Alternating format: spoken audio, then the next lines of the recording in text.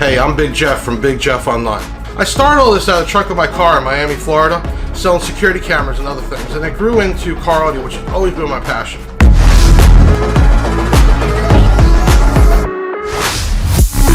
Always been my passion.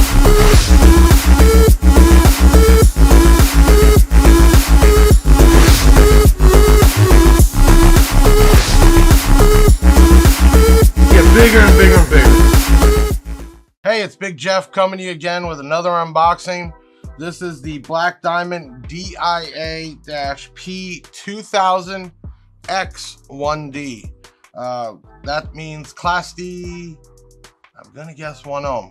Oh boy. Okay, so we do have a telephone style cord, but a little bit different because it does have a 3.5 like a headphone jack.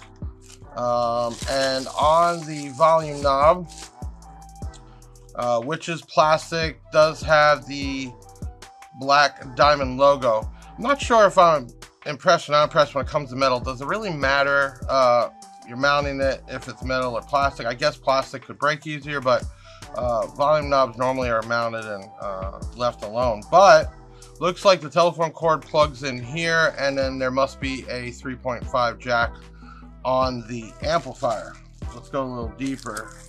Oh, we do have a set of Allen, and let's see, 2 different sizes. So I'm gonna guess power and speaker, and then we have some mounting screws.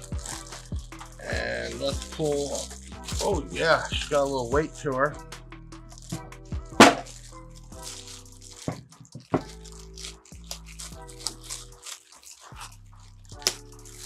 All right, so I did open it up upside down. I did notice first thing there was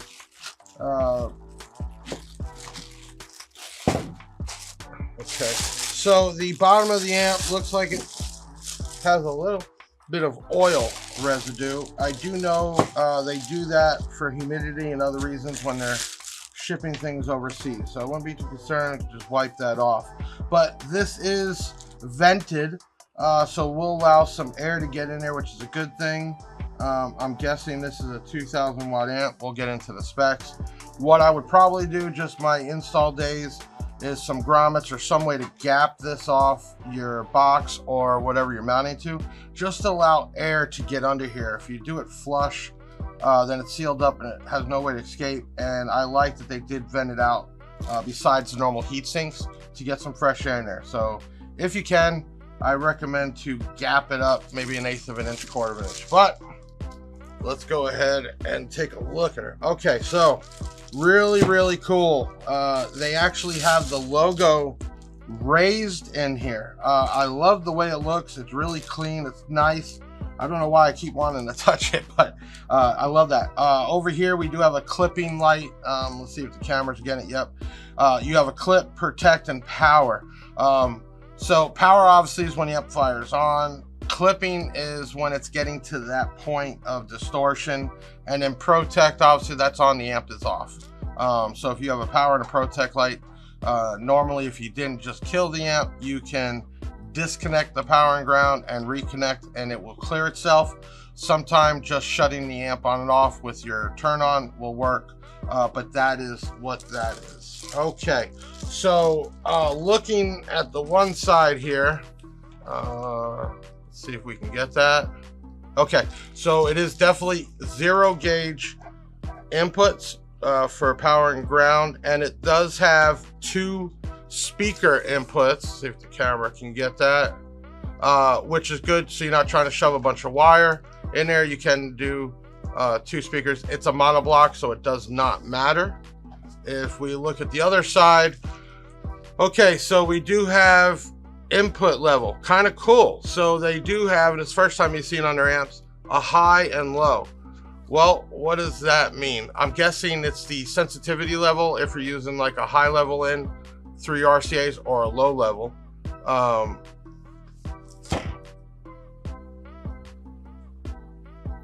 And then, okay, this is also kind of cool. This has a input and output on the RCAs. I'm gonna try to get in more of that in the manual. That is a first for me. where you can basically pass through the amplifier, and then you have your remote for the bass knob. Okay, and then we have a gain control. We have a low pass filter, 40 to 180 hertz, subsonic from off to 50. Frequency range is 30 to 80 hertz, and then we have a 12 dB boost. Okay, let's put this down. The amp is kind of slim. It is kind of long. Let's see what the books say here. Now, keep in mind, I say this on a lot of the videos, these books are not just made for one amplifier, it's usually for a few. So when you're looking at specs, you are paying attention that you have the right amplifier. Okay. Nice. Okay, so it is showing that you can go in and out. Master and slave. Awesome. Okay, that's a first, something I just learned. You could do a second amplifier as use one as a master and one as a slave. And then it actually gives you wiring for that, because when you're doing master and slave, everybody understand this, you're using two amplifiers basically together as one.